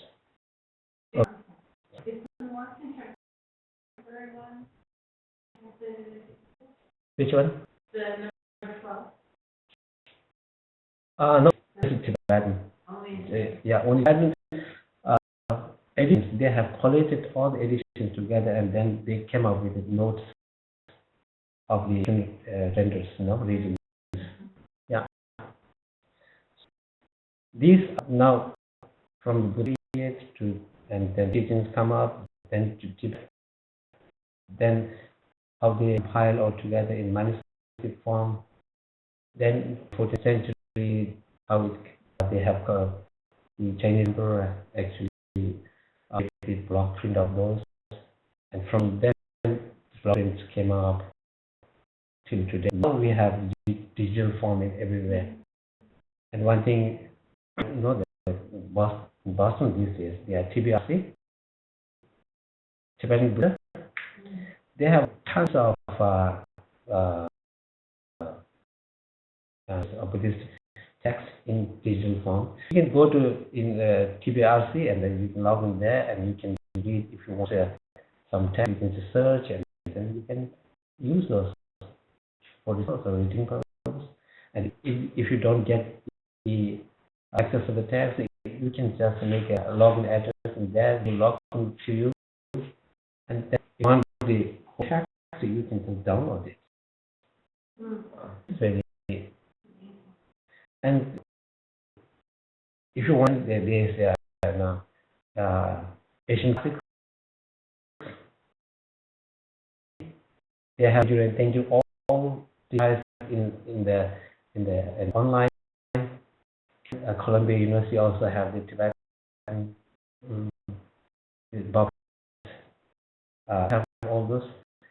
And to know how to read Tibetan, you can just go to the Wayne University, or they have in the organized form. These things that you can read. Okay. So now the form of, now you have two in right. Those are the symbols of stitching together. They put the thread there and stick to. And early, actually, what we are talking about. No, Tibetan language, very early ones. And thinking about period and the themes, discovered all this from that that came to her. To hold it. Yes. Is that why they're called? No, this is actually, actually you can say like that, but this is not. We did have somebody mention something like that, but Yeah. But maybe it's more metaphorical, like teaching the idea. Right. Sutra actual sutra means a compendium of many things together. In the Buddha's teaching are called sutras, right? In some actual sense, like we are talking about the grand things. Sutra, one like can be human things, even the syllables, and then you can come delicious. Like ingredients. Yeah, delicious pizzas with different toppings, you know. Yeah. Paper is not like the kind you use right now. Is it No, silk or something? No, the papers, but they are in the roll. So Rolls. it is paper? Yeah. Paper.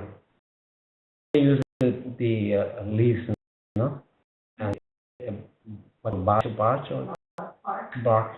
Yeah. You see, also when that's this definition here, this thing is they have this, we have these days. They have here goes on and it comes to 100, then it's to nga, and then 1 to 2, and then it comes to 100, then it goes to nga, something like that, and it indicates 100, 200 steps. We have that, you know. We want to continue 102, 103, 201, 203, and this is development of the in you find this civil code interdependent origination, right? Aesthetically become more simple things. This one, yeah. So these are same, but in Duha, in others we have only this. All of those, the demons and everything like that. But they have one indication in the letter form. So, Clear cut.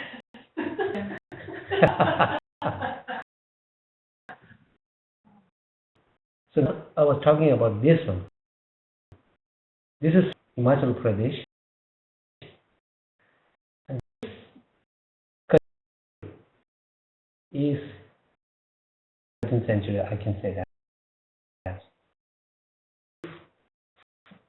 It used the very old style of Tibetan writing. The pattern is very old style like Wuhan. But unfortunately, they don't have the complete set there. There are 52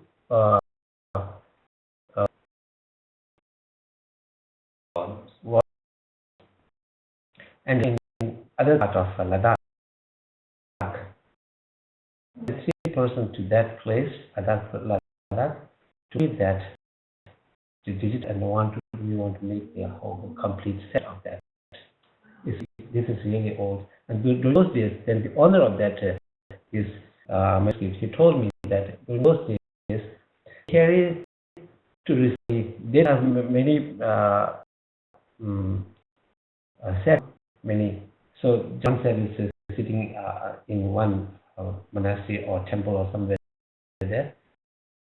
Other village or other far away villages, if they want to recite, then they carry all the there and then they come back.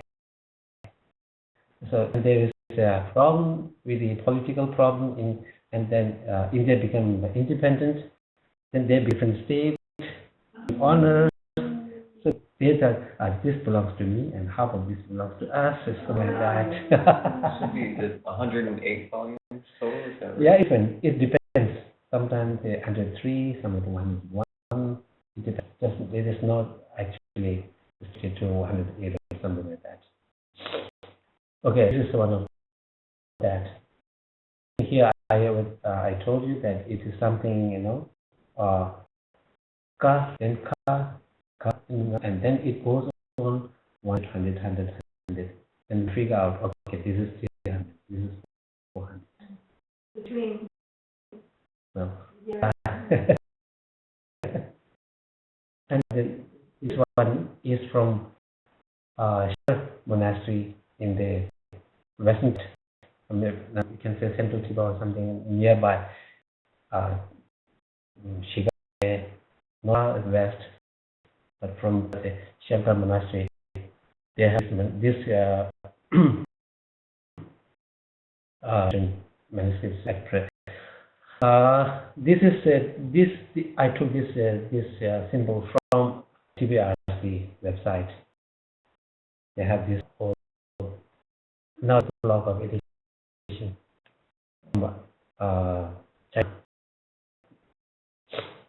You can go out here if these Chinese characters are there in this blog site. You can. This is from China edition. Many of these in Mongolia. Yeah. But the question, the blocks are hand carved, so the individual letters are sort of carved by hand, or was there? Yeah, by hand. Everything by hand with a small instrument. Every single. I saw so in South India when I was there. One man's father is doing this. Yeah.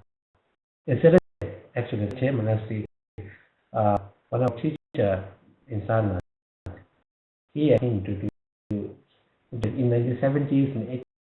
It's very rare to find these books for the monks in the big cities because they came up from Tibet. We don't have any kind of facilities, and we are the books there. So he told him to make, and he went there. First, it's written in and then the paper is actually fixed on the wood, and then that. Yeah, this is, you can say this is the first edition.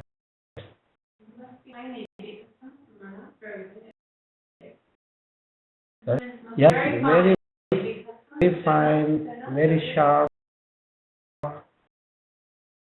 You know, if it's not in small survey, taken very careful, otherwise it's going to spoil a day's work. You know? Yes, and it's about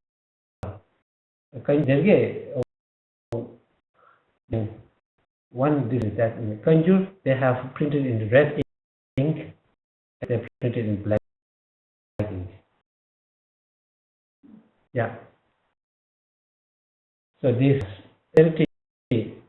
now this is the color, but this whole Kanggyur and Tenngyur is written in golden ink. And then golden ink, not only gold, silver, ties, and we mixed all these different color to make it more actually precious and holy. This is Kanggyur. The letters are really big. Yeah. So this way we got this old Kanggyur edition. If you go to India, just travel these places. They're really beautiful places. This they call it the fort, with the chain of this valley.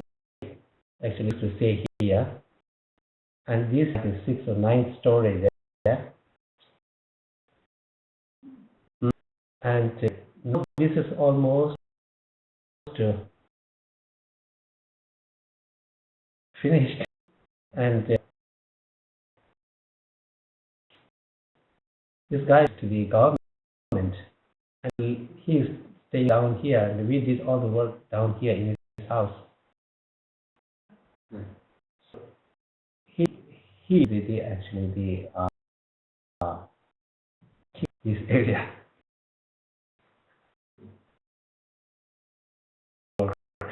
all his works. He the digitization of the technical work and the patient hearing. Your spirit, no love. And I'm ill, sick. I'm immune to that.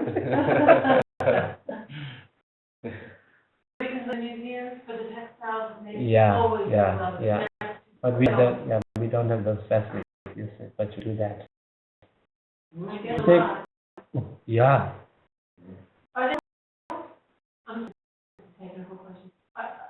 Is it brittle? It's brittle.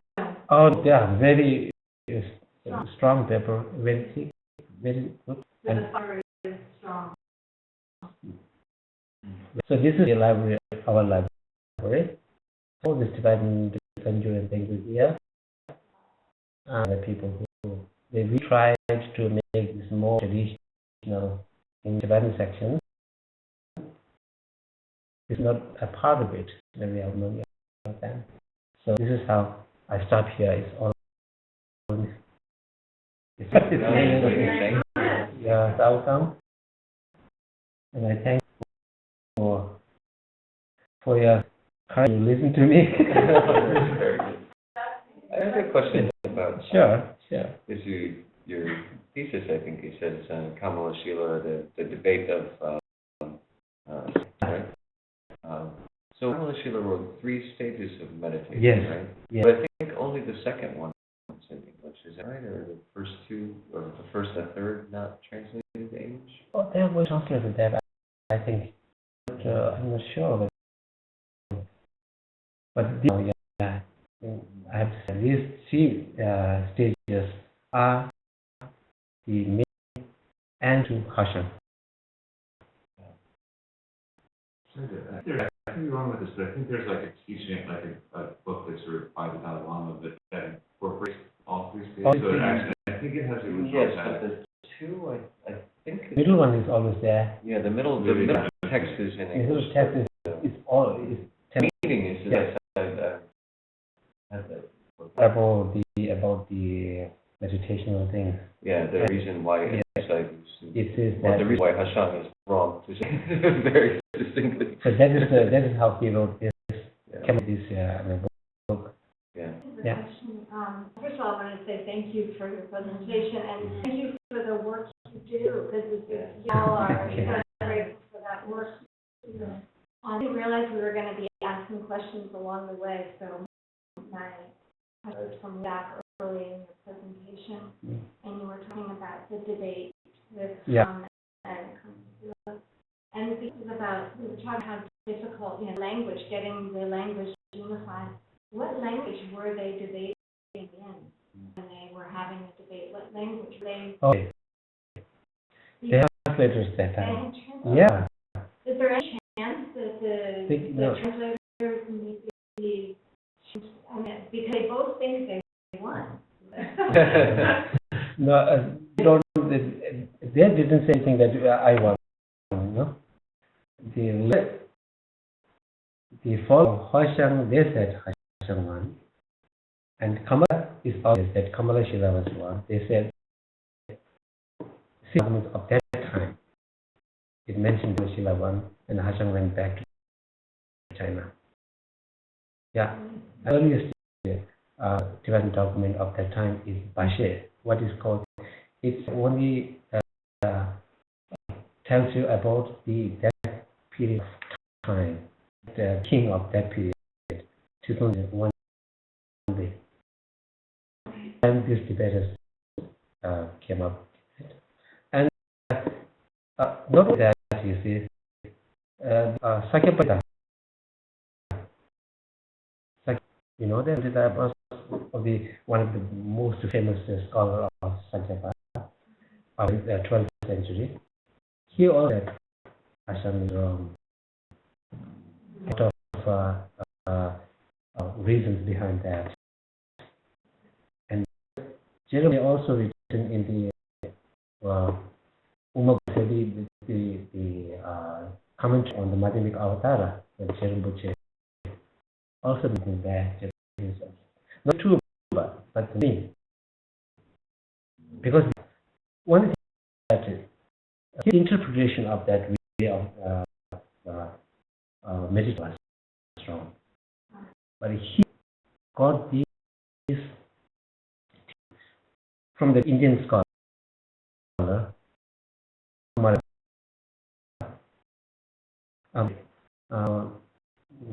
his name, he went to China in a very early day, and he Bodhidharma, so from India actually, they call it. And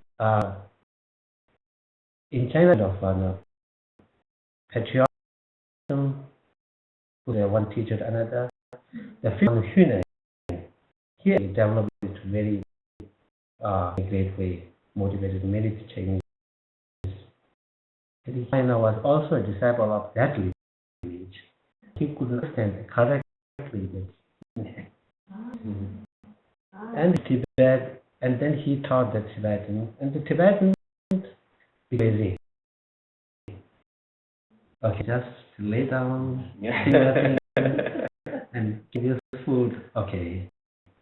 So attached to everything from doing these, practicing the six paramitas, altruistic minds, or something like that. And so here, they are of one field actually, one wing.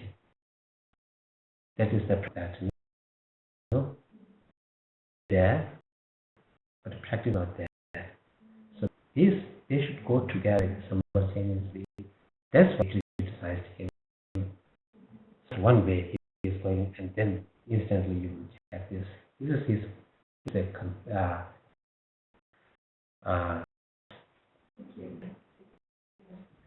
okay. Thank you. Thank you so much.